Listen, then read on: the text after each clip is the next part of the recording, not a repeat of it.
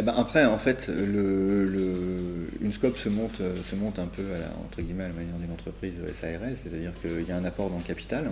Et la différence dans une scope, c'est que les actionnaires de la société, donc à ce moment-là, apportent du capital. Donc on a été 8 à apporter du capital, qui nous a servi en fait un peu de réserve, de matelas. Nous, de notre côté, de toute façon, on était au Pôle emploi, puisque suite au licenciement, et on a bénéficié tous de la CRP, qui est la convention de reclassement personnalisé. Ça nous a permis en fait finalement de se constituer un matelas pour la société. Et dès lors que la société a été, on va dire, lancée sur ses rails, et qu'on a vu qu'il y avait de la récurrence et que finalement les clients nous avaient suivis et que le travail qui semblait faire défaut dans l'ancienne société ne manquait pas, du coup finalement on s'est tous salariés et on a fait comme des grands, quoi. Voilà. De mémoire, mais bon, à quelques euros près, je crois pas me tromper, la part minimum c'est 30 euros. Et après, en illimité. Donc ça a été on a mis entre 50 et 8 000 euros. Voilà. Ce qui est un aspect très intéressant de la SCOP, c'est que chacun a apporté à hauteur de ce qu'il pouvait, en fonction de ses moyens, en fonction de ses... Voilà. Cela dit, une personne est associée, donc il a une voix. Ok. Voilà. Qu'il ait mis 8 000 ou qu'il ait mis 50 euros. Ça ne fait pas de différence, on va dire.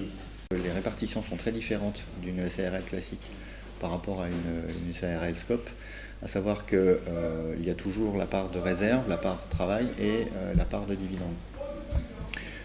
En l'occurrence, nous, la part de dividende, étant donné qu'il n'y a pas d'actionnaire externe, elle a été réduite à 0. Donc ne reste que la part de réserve et la part de travail, qui sont nous calculées en fonction du temps de présence, c'est-à-dire équitablement répartis selon le temps de présence, c'est-à-dire si on est à plein temps, si on est à quart temps, mi-temps, etc. Voilà. Cette réserve, elle a été de l'ordre de 40% en réserve, 60% par travail, à peu près. Et tous les ans, c'est recalculé. Okay. En assemblée générale. Parfois, il est plus judicieux d'en mettre plus en par réserve parce qu'on sait qu'on va avoir de l'investissement, par exemple, l'année suivante.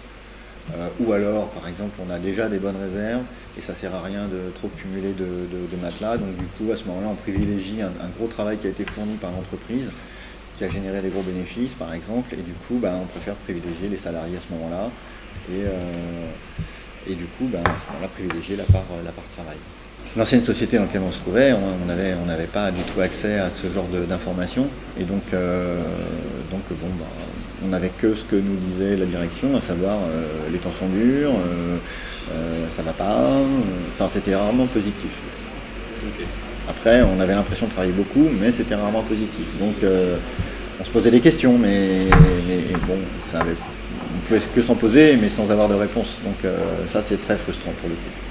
Là, il suffit de demander à Franck, alors on en est où au niveau trésor, et il nous répond. Voilà, c'est pas plus compliqué.